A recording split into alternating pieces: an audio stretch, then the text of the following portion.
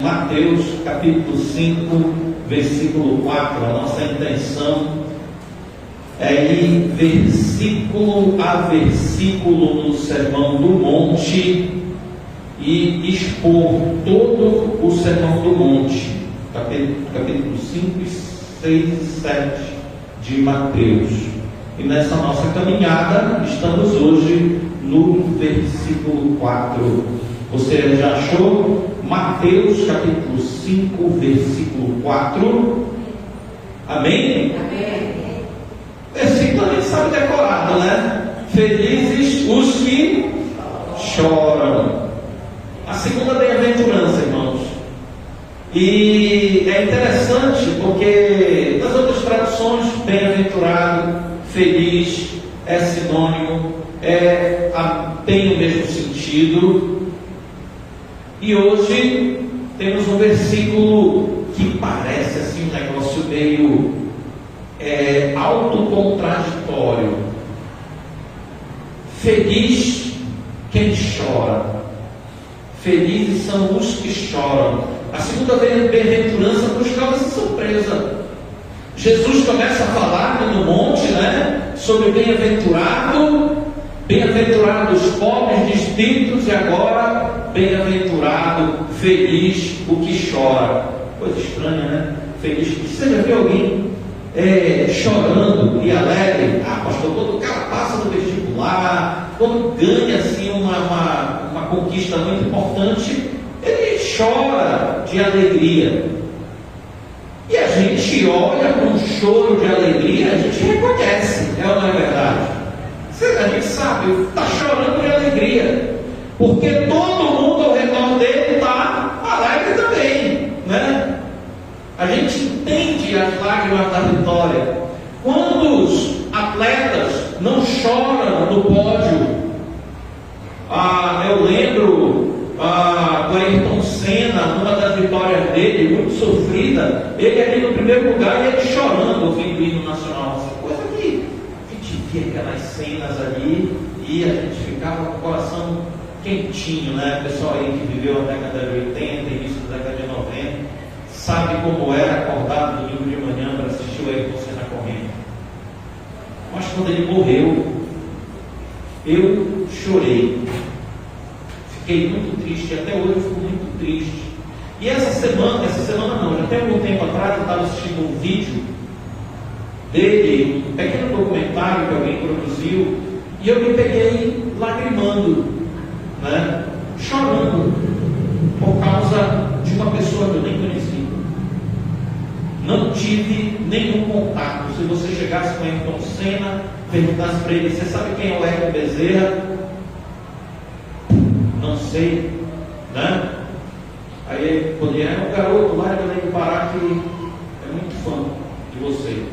Tanto que muita gente, depois que o Ayrton Senna morreu, nem acompanhou mais corrida, né? Eu fui Fórmula 1, perdeu a graça para mim. E quando a gente fala do choro no seu contexto correto, a gente sabe o que significa. Você olha no olho de quem chora de alegria e você reconhece, e você olha no choro nos olhos de quem chora por alguma outra razão, uma razão triste, e a gente sabe o sentimento. E a segunda bem-aventurança nos causa, irmãos, essa surpresa. Pois são felizes os que choram. Se você chora, quando você chora, você está triste na condição de ser consolado. Mas pense comigo uma coisa. Quantas vezes você já chorou na vida? Quantas vezes você já passou por essa situação? Já chorou de raiva? Quantos aqui já choraram de raiva? Ficou com tanta raiva que chorou. Eu já passei por isso. Fiquei com tanta raiva que chorei. Falar assim de ficar triste, né? Perdeu alguém, né?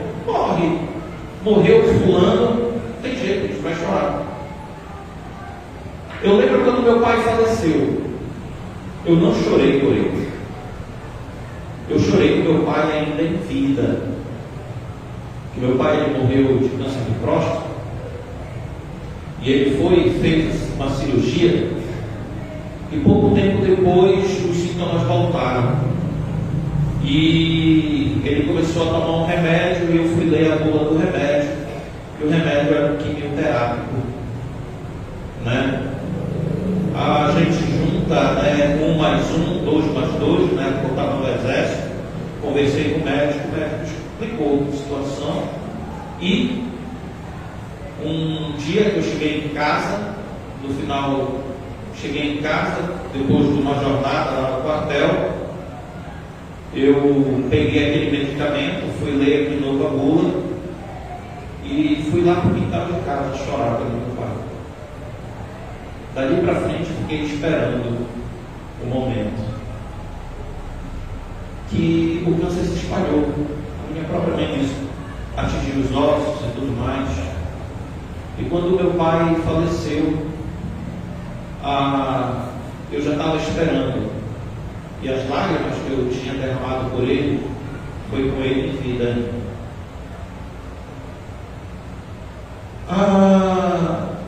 Quando alguém morre, e a gente está triste, está chorando, qual palavra poderia consolar esse choro?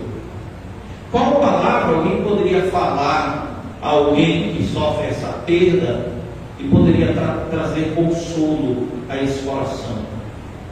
Nós que somos crentes em Cristo Jesus, quando um dos nossos irmãos morre, por mais triste que nós estejamos, quando um outro irmão vem nos consolar e fala: não, irmão, e eu gosto de falar isso, ele está onde nós queremos estar, na presença do Pai. Afinal, nós somos crentes batistas e uma das nossas doutrinas mais caras é que o crente tem certeza da salvação, que o crente não perde a salvação. Então, quando nós passamos por esse momento de luto, essa frase faz sentido para nós. Por mais que a tristeza ainda esteja em nossos corações, a gente acaba entendendo a fala e absorve essa verdade. E o coração se consola. Mas pense só, irmão, uma outra coisa, né? Você já entrou num cemitério? E você, não sei se você é como eu, mas quando eu entro no cemitério, eu costumo indo olhar as lápides. Antigamente, né, os cemitérios antigos, você poderia ler as lápides, ler os epitáfios dessas pessoas, o que as pessoas tinham a dizer a respeito daquele ente que está ali enterrado, né? Um resumo da vida. Às vezes, você andando, se você tiver a oportunidade de ir ali no cemitério da Soledade, você vai encontrar ali lápis com dizer: esposa derrotada, bom marido, né? E epitáfios, alguns até que nos tocam o coração. E há uma sepultura ali que me chamou a atenção, de um pai que enterrou um filho. E estava ali um dizer muito bonito a respeito daquele garoto. Parece que o garoto morreu aos 19 anos, se não me falha a memória. E o pai falava do filho. Filho amado, obediente. E ele dizia que essa singela homenagem faça menção da sua vida. Espero um dia que estejamos todos juntos. Eu não me lembro completamente do que falava aquela lápide, mas eu chamei a atenção da minha filha, né? E disse: pensa que toda a dor que esse homem sentiu ao enterrar seu filho, eu não sei se alguém aqui já teve essa experiência de enterrar um filho, né? Pelo menos eu acho que 2 pessoas aqui passaram por essa situação. Não é normal. normal, não é o curso normal da vida. Imagine a dor, o sofrimento. Mas uma coisa eu chamei a atenção da Letícia. Pensa, minha filha, acho que eu falei para a Marcelina também. Pensa só, que todo o sofrimento, toda a falta que esse garoto fez para essa família, lá em 1800 e não sei quanto, hoje, seu pai, sua mãe, seus irmãos, certamente, todos já estão mortos. E a existência desse garoto, toda a dor da falta que ele causou a sua morte, já não faz sentido. É apenas uma informação num canto de um cemitério. Qual consolo essa família teve?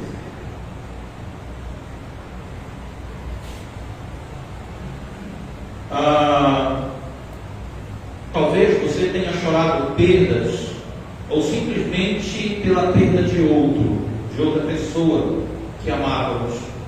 Talvez você tenha chorado pelo mal que alguém lhe fez, ou simplesmente pela inabilidade de alguém que você ama em ser como você deseja que ele seja. A gente chora, irmãos, por muitas razões.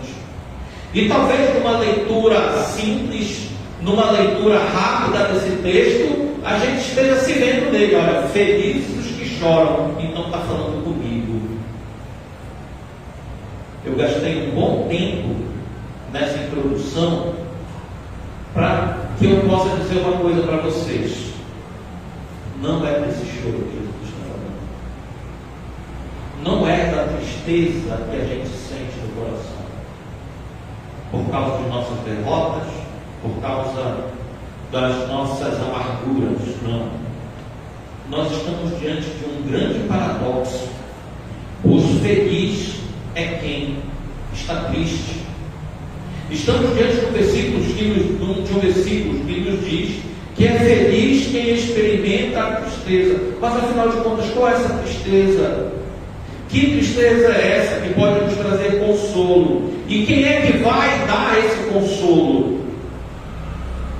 Vamos, irmãos, ao monte com Jesus para entender o que ele diz quando ele diz felizes os que choram.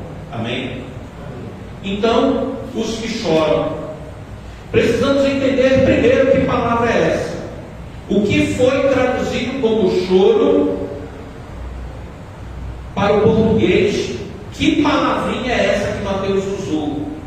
Mateus usa uma palavra que significa o choro doído, o lamento, o prantear por um ente querido, o choro de quem? O choro que vem da alma. Essa palavra no grego é usada para expressar o mais profundo sentimento de tristeza, lamento. É uma palavra que expressa o mais profundo sofrimento da alma humana. Agora a gente pode dizer o que não é. Eu já disse que não é o sofrimento que a gente vive no dia a dia. Jesus aqui também, irmãos, ele não está fazendo uma propaganda da depressão. Feliz quem está triste, então vou viver triste. Não. Jesus não está fazendo uma propaganda da depressão, não está fazendo uma apologia ao sofrimento, ou simplesmente incentivar o choro pelo choro, ou simplesmente querendo que o crente se torne um crente chorão. Bem-aventurados que choram, agora vão chorar de tudo quanto é jeito. Imita aí o choro, sei lá, vou começar a chorar que nem o Chaves, que nem a Chiquinha, que nem o que. Era interessante, naquele seriadozinho, cada um tinha um choro diferente. E quando a gente ouvia o choro, a gente já sabia quem era que estava chorando, né?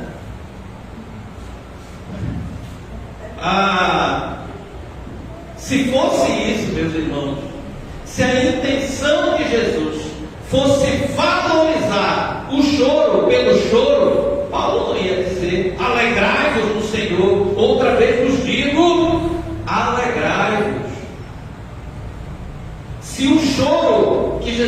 falando, fosse esse choro, quando a gente cantasse a alegria, não ia fazer sentido. Bem-aventurados que choram. Então a gente está cantando que a alegria está no coração. Se Jesus está falando que bem-aventurados que choram, então a gente tem que começar a cantar. A tristeza está no coração de quem já conhece. E terminar com não. Jesus não está fazendo aqui uma apologia à tristeza que os monastérios católicos medievais tanto buscaram. E ainda hoje algumas ordens monásticas, elas primam por esse sentimento de solidão, de isolamento e até mesmo, por que não dizer, até quase que um sentimento depressivo. Não é isso que a gente falou. Não é dessa tristeza ou de uma austeridade emocional como meio de se aproximar de Deus. Seria muito fácil. Hoje nós choramos de luto por perdas, por decepções. E quando a gente estivesse alegre, estivesse de boa, aí a gente não seria bem-aventurado? Porque o sofrimento, o choro não está presente. Bem-aventurado seria o Brasil de 7-0 da Alemanha, né? 7 vezes bem-aventurado. Quantos não ficaram tristes com aquilo? Quantas pessoas não choraram com aquilo? Eu lembro da minha irmã na Copa de 86. O Brasil foi desclassificado. Ela tinha comprado várias caixas de pistola. E ela sentou na calçada, chorando, começou a acender as pistolas. E acendeu aqui, um monte de moleque lá na rua. Eu cheguei, mana, deixa que a gente estoure essas pistolas. E ela se levantou, pegou as caixas da pistola, levou para dentro, deixou guardado um bom tempo no quarto dela. Gente, a gente chora por cada coisa, né? Jesus não está valorizando esse choro da paixão ou o choro do amor, o choro da comiseração. Quantas vezes a gente se sente mal, chora por nós mesmos, por estar vivendo alguma situação ruim, ou o choro da solidão, o choro da depressão, ou o choro da compaixão por alguém que sofre do nosso lado, ou simplesmente o choro de alívio, ou ainda que seja o choro da felicidade. Esse choro não é o choro do jacaré. Vocês já ouviram falar isso das lágrimas do jacaré? Que o jacaré, quando morde a presa, ele chora. Vocês lembram da passagem de 2 Samuel, quando Amnon, filho de Davi, se apaixonou por sua irmã, e no sofrimento de uma paixão doentia, ele se revolvia, deprimido, chorando? Não é esse choro. Ou ainda o choro de remorso de Judas. Judas passou por todos os estágios do arrependimento.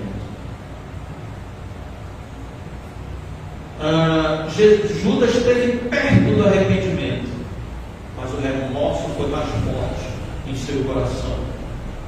Judas reconheceu o seu erro, confessou o seu erro, defendeu a pessoa de Jesus diante dos seus acusadores, né? Quando ele foi devolver as moedas, devolveu o suborno. Mas nada disso trouxe arrependimento ao coração de Judas. Ele, consumido pelo remorso, foi e se matou. Quantas lágrimas Judas derramou, caminhando para aquela árvore para se enforcar? E se lembre que Judas não morreu enforcado. Ele se amarrou, o galho rompeu, não me lembro se foi o galho, se foi a porta, e ele caiu sobre uma pedra e abriu-se as vísceras. E ele morreu ali, estrebuchando naquele campo. Irmãos, nas igrejas evangélicas hoje a gente vê muito choro,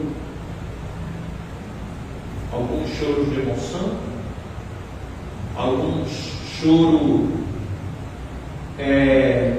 simplesmente cosméticos. Lembro uma vez que eu estava aqui com um irmão que contou uma história de uma outra irmã e todos falaram que foi verdade. A irmã estava no culto e estava tocando lá uma música muito bonita e a irmã com a Bíblia assim abraçada, chorando, de olhos fechados, as lágrimas derramavam no rosto, e ela estava junto com o neto, o menino meio travesso, e toda hora ela puxava a roupa, toda hora o garoto puxava a roupa dele e ela ia abraçada com a Bíblia chorando, e o moleque querendo beber água, e a avó lá no cântico, e o menino ficava, vó, e a avó na cabeça do menino. Mas o choro, as lágrimas estavam lá. Seria lágrima angélica? Não sei, Deus me perdoe. Esse choro não é o choro de um coração cheio de remorso, de uma insegurança emocional, ou simplesmente de alguém que quer emular um sentimento. Não é o choro das consequências de nossas ações, né? Eu lembro de um cara que cometia pequenos furtos ali no bairro de Fátima, onde eu trabalhava, e uma vez aquele cara foi pego, né? Foi pego lá no Formosa. Aí ele sempre roubava e ia querer vender lá para o pessoal da empresa lá o fruto do furto dele. Aí dessa vez que ele chegou lá, ele foi contar para a gente que pegaram, aí ele falou, rapaz, eu chorei tanto, parecia um menino ali dentro. Chorava para eles me soltarem. Aí alguém ficou com pena dele, mandou ele lavar os banheiros lá e depois soltou ele. E do choro que ele contava rindo. Verdade, irmãos, que a gente não vê o que está dentro. Só Deus sabe o que está dentro de nós. Esse choro não é o choro de quem procura parecer com algo. Lembra dos fariseus? Que iam para frente dos túmulos dos profetas e se lamentavam diante dos túmulos dos profetas. E se eles tivessem vivido nos seus tempos, eles não teriam sido mortos. Jesus diz que com essas próprias palavras os fariseus se condenavam. Esse choro não é o choro de quem quer parecer o que não é.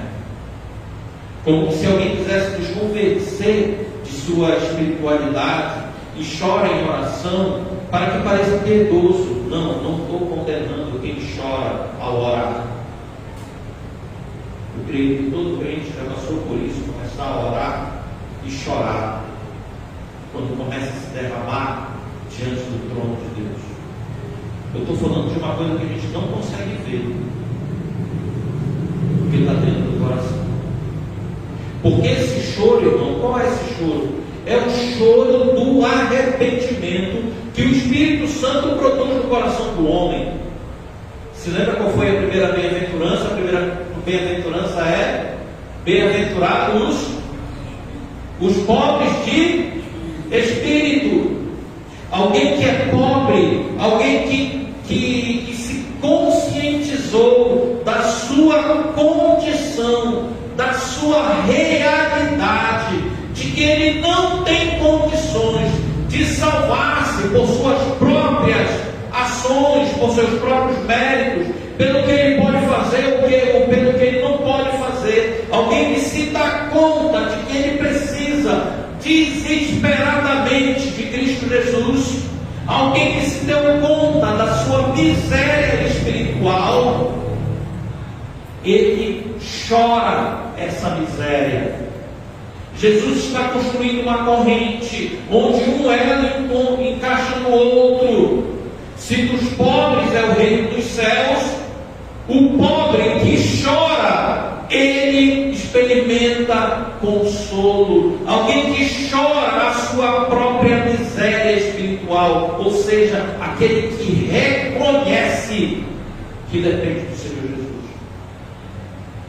Aquele que sabe de sua realidade, ele chora o seu pecado, ele chora arrependido, ele chora diante de Deus, pedindo perdão, implorando perdão, e ele recebe o consolo. Esse choro é o choro do arrependimento, o choro de quem sabe que é pobre de espírito e por isso chora a sua miséria espiritual. É o choro da alma que só encontra consolo no colo do seu Criador, tal qual uma criança só encontra consolo nos braços de sua mãe. Você já viu isso? Já passou por essa situação? Alguém deixa uma criança, já passou por isso?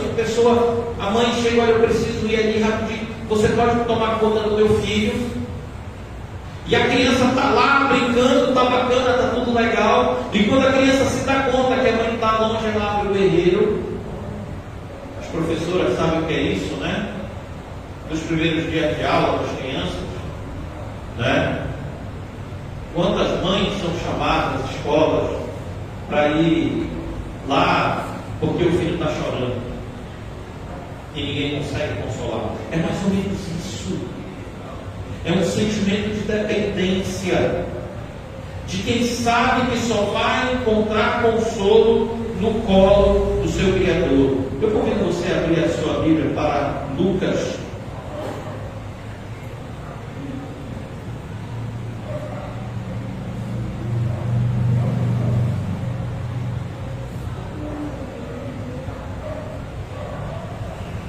Abra lá a sua Bíblia para Lucas capítulo 7. Lucas 7.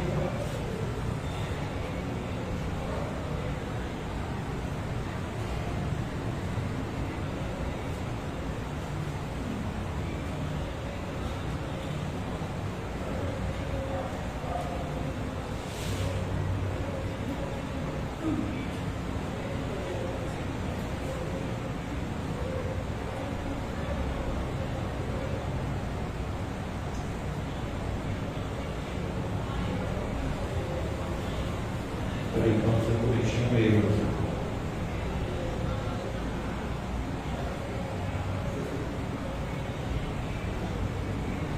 Só um instante aqui. Cometi um errinho aqui na anotação.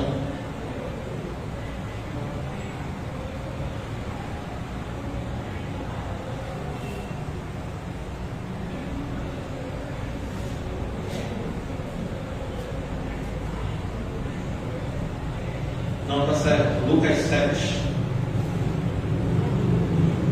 Eu anotei errado o verso aqui. É Lucas 7. A partir do 36. Lucas 7, 36.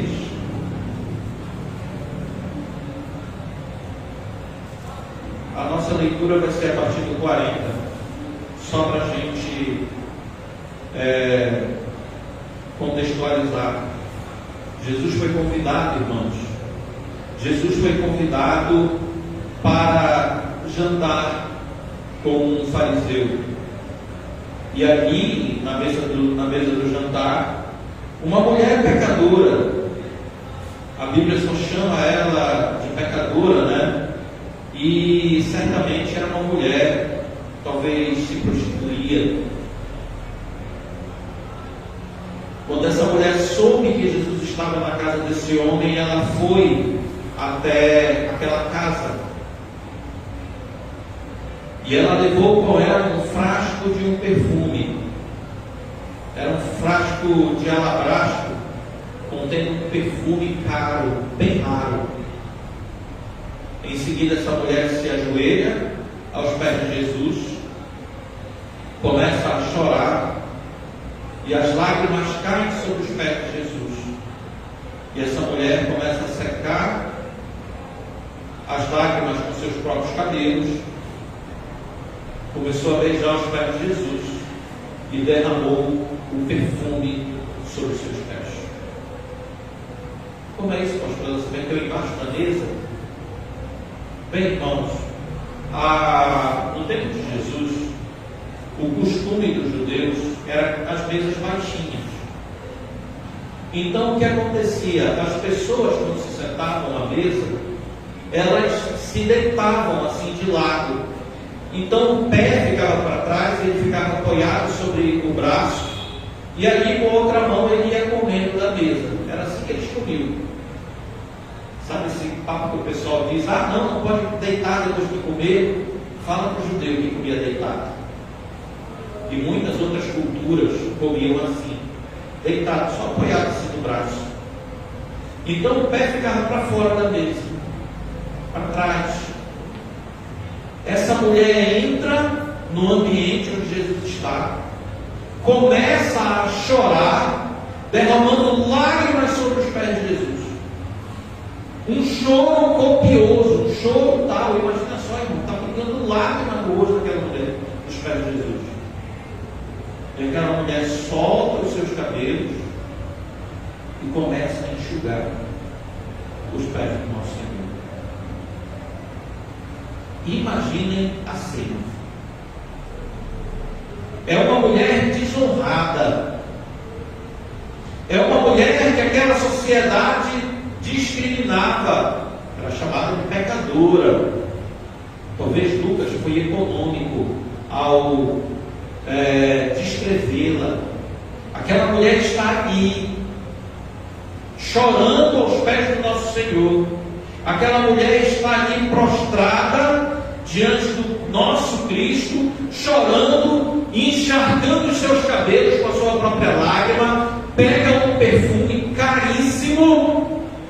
Pensa que é negócio de boticário, aí a gente vai ali pega ali o catálogo da Natura. Qual é o perfume mais caro da Natura, hein? Quais as manchas que vem da Natura aí? Qual?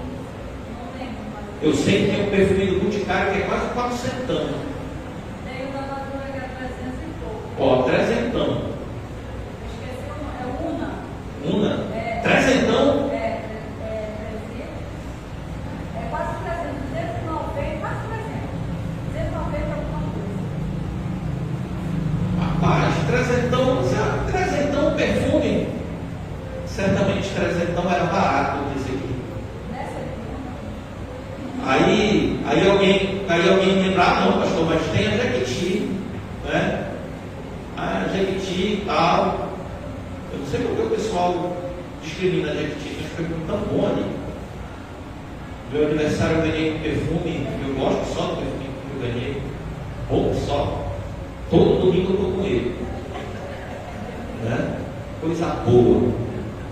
Mas, meus irmãos, esse perfume aqui não é da Boticário, não é da Natura, não é da Jequiti, não é da Avon.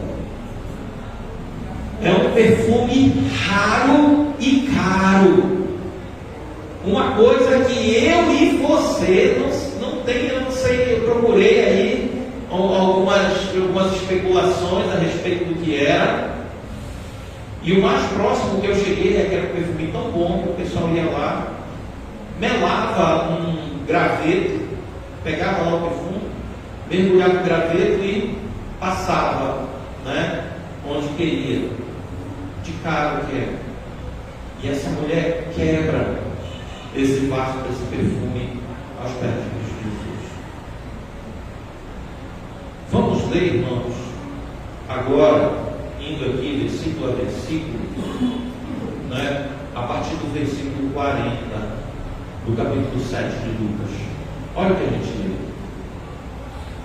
Jesus disse ao fariseu: o fariseu era o anfitrião da noite, o homem que recebeu Jesus em sua casa, o cara daquela comunidade, o fariseu que abre a sua casa para receber Jesus. A gente não sabe, né, como foi que ele recebeu Jesus, mas Jesus vai dar uns detalhes aqui para a gente. A gente não sabe se ele deu boa noite para Jesus, mas Jesus diz aqui na frente como ele foi recebido. Jesus disse ao fariseu: Simão, tenho algo a lhe dizer. O fariseu, vai fazer lá o fariseu disse: diga, mestre. Sabe por quê? A esse momento, chega a essa altura, os outros homens honrados da cidade estão vendo Jesus sendo tocado por essa mulher, e eles estão falando: se esse homem fosse profeta, ele não permitia que essa mulher lhe tocasse, muito menos que lhe beijasse. Mas agora a casa está perfumada com aquele perfume que aquela mulher derramou. Aquela mulher que aqueles homens estão discriminando Jesus, criticando o mestre. Aqueles homens estão em seu coração criticando, dizendo que se Jesus fosse profeta, realmente não ia permitir ser tocado por essa pecadora. E ele está ali. Agora Jesus vai confrontar Simão, seu anfitrião. O que ele diz? Diga, mestre, respondeu Simão. Então Jesus lhe contou a seguinte história: um homem emprestou dinheiro a duas pessoas, 500 moedas de prata a uma delas e 50 a outra. Como nenhum dos devedores conseguiu lhe pagar, ele generosamente perdoou ambos e cancelou suas dívidas. Qual deles amou mais depois disso? Versículo 43, Simão responde: bem, Jesus, suponho que aquele de quem ele perdoou a maior dívida. Você está certo, disse Jesus. Você está certo. É um pensamento normal, correto? Pensa aí. Você emprestou dinheiro de alguém, o outro, seu irmão, emprestou também. Vamos dizer que você emprestou R$1.000 e o seu irmão emprestou 10.000 e vocês dois não têm como pagar. Talvez você esteja agradecido por ter sido perdoado de R$1.000, mas qual é o sentimento que alguém carrega se foi perdoado de 10.000? Como você ficaria? Como você se sentiria? É que ele perdoou 10.000 de mim? Perdoou 10.000. Irmão, tem um detalhe aqui que a gente não passa na nossa mente quando a gente conta essa história aqui que Jesus está contando. É que quando alguém tinha uma dívida, essa pessoa podia ser presa até pagar a dívida. Vocês estão entendendo? Você está devendo 10.000, não tem como pagar? Tá bom, vou chamar aqui os soldados e eles vão me prender pelo tempo até que o seu trabalho na cadeia, ou seja, lá para onde você vai, pague o meu dinheiro que você está me devendo. Era isso que acontecia. Talvez aqueles dois homens da parábola já estivessem calculando: bem, para mim pagar essas quantias, né? Para mim pagar 500 moedas, eu vou ter que ficar, sei lá, uns 5 anos preso. Talvez o outro estava devendo apenas 50, né? Estivesse pensando também: eu vou ter que ficar aí uns 6 meses preso para pagar. Talvez os dois estivessem pensando nisso já. Mas Jesus diz que aquele homem perdoou a dívida dos dois. Qual dos dois sentiu maior dívida? O que teve a dívida maior. É natural, é um pensamento lógico. Jesus diz que esse pensamento está correto, que aquele homem está certo. Simão respondeu de forma inteligente. Nesse momento, no versículo 44 de Lucas 7, Jesus olha para aquela mulher ajoelhada ali e ele diz uma coisa: então voltou-se a mulher e disse: Simão, veja essa mulher ajoelhada aqui. Quando eu entrei na tua casa, você não me ofereceu água para que eu lavasse os pés, mas ela os lavou com suas lágrimas e os secou com seus cabelos. Sabe o que acontecia? Não havia calçamento nas ruas, não havia os sapatos fechados. Então, quando o pessoal caminhava na rua, eles ficavam com os pés empoeirados. É assim, você sabe. A gente anda de chinelo na rua, quando chega em casa, olha lá a cor da sola da sandália. Né? É mais ou menos isso. Então o que acontecia? Para que aquela sujeira da rua não entrasse na casa, o que eles faziam? Lavavam os pés. Aqui em Coraci, alguns anos atrás, hoje se perdeu esse costume, né? Mas durante muito tempo aqui em Coraci, o que se fazia? Entrava numa casa e tirava a sandália. A gente ia nas casas, ficava um monte de sandália, né? Na frente das casas. Eu lembro disso. A gente não tem mais esse costume. Quem ainda tem esse costume aqui? Tira a sandália. Dois. Tinha esse costume, né? Hoje em dia o pessoal, a gente vai entrando, o dono da casa, não precisa tirar, não, a casa está suja. Ainda não varri, né?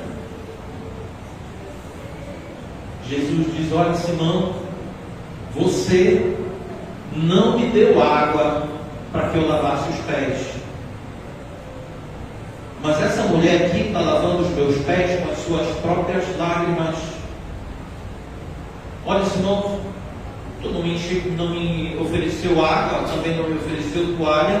Essa mulher está lavando os meus pés com as suas lágrimas e enxugando com os seus próprios cabelos.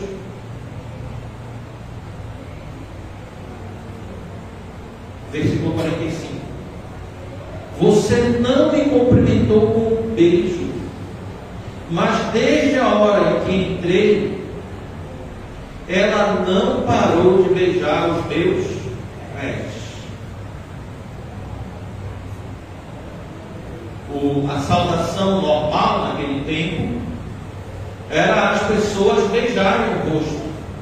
Lembra de Judas quando beija o rosto de Jesus? Lembra quando Judas vai ali, aquele jardim, beijar o rosto de Jesus à noite? Como símbolo lá, olha, aquele que beijar no rosto é ele lá. Era o costume cumprimentar, né? Era o cumprimento, não tinha mão, tinha beijinho no rosto. O costume deles era esse. Simão não beijou o rosto de Jesus, mas aquela mulher lhe beijava os pés. Você não me ofereceu óleo para ungir a cabeça, mas ela ungiu os meus pés com um perfume raro. Como quem diz, está sentindo esse cheiro? Você está sentindo esse cheiro, Simão? É o cheiro do arrependimento, é o cheiro da gratidão, é o cheiro do consolo.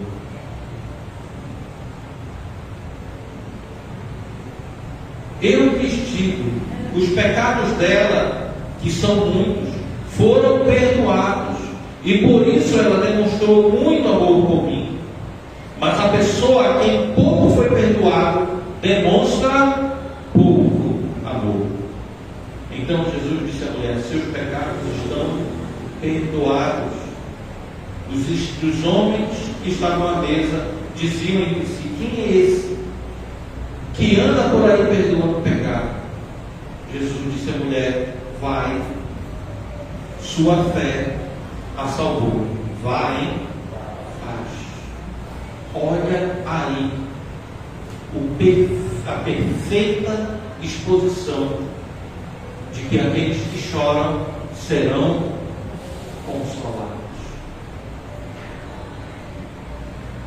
Aquele que experimenta o arrependimento, que está realmente disposto a abandonar a sua vida antiga, abandonar os seus pecados, abandonar os seus maus caminhos, abandonar a imoralidade, a maledicência, não só isso, a inveja,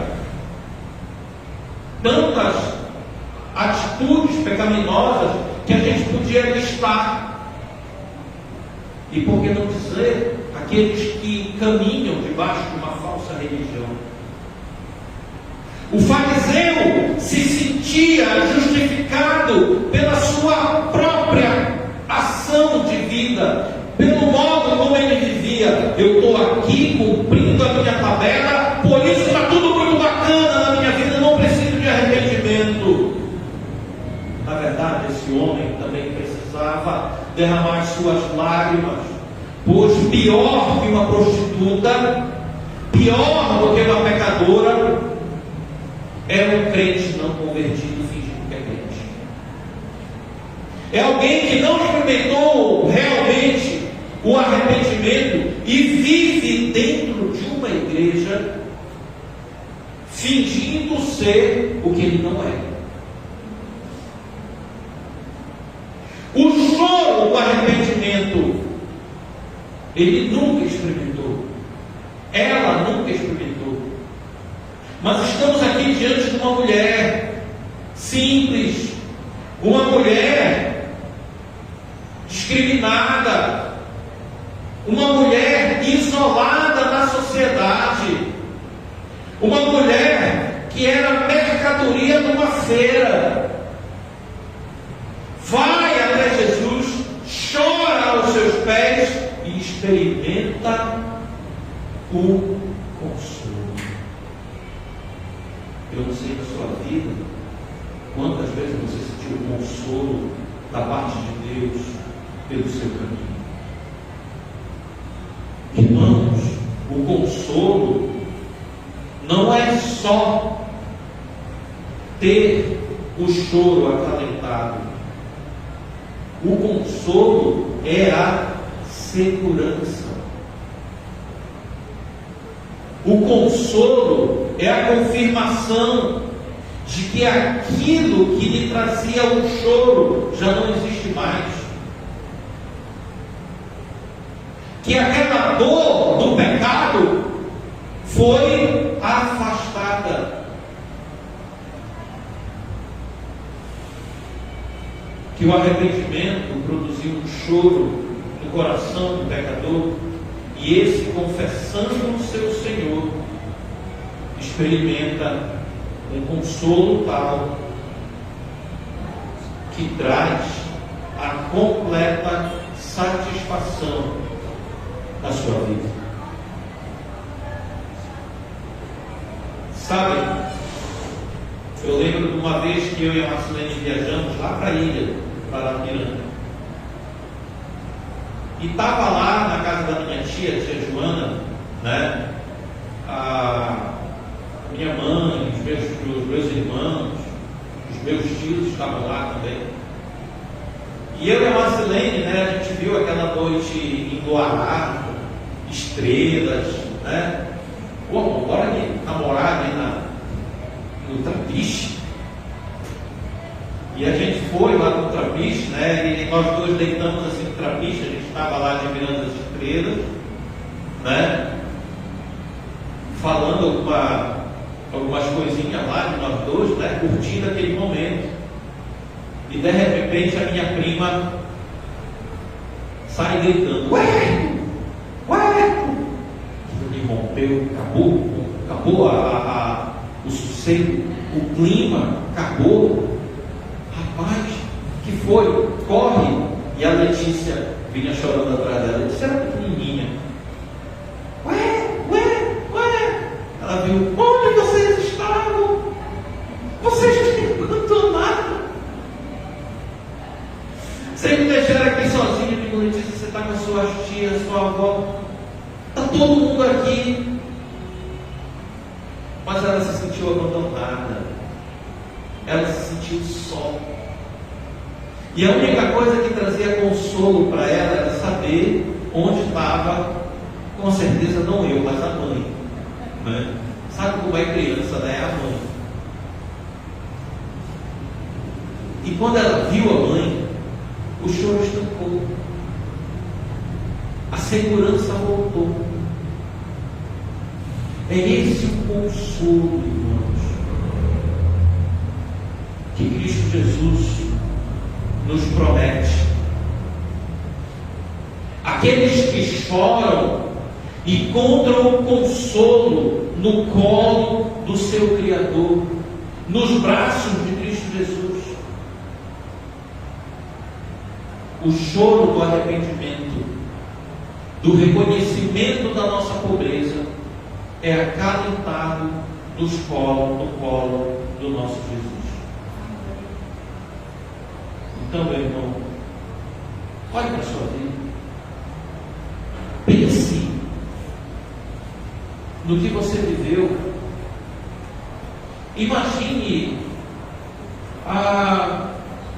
que talvez você esteja resistindo há algum tempo a esse choro, em reconhecer, em admitir que você só vai encontrar conforto, segurança nos braços de Jesus e não nos braços do qualquer.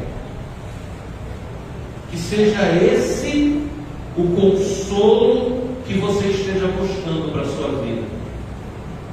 E eu não sei quais são as suas dores, eu não sei qual é o seu sofrimento, eu não sei o que você sofre com o seu pecado, mas é hora de você arrepender, chorar o choro do arrependido e se aproximar de Cristo Jesus para conseguir o seu verdadeiro consolo, em nome de Jesus.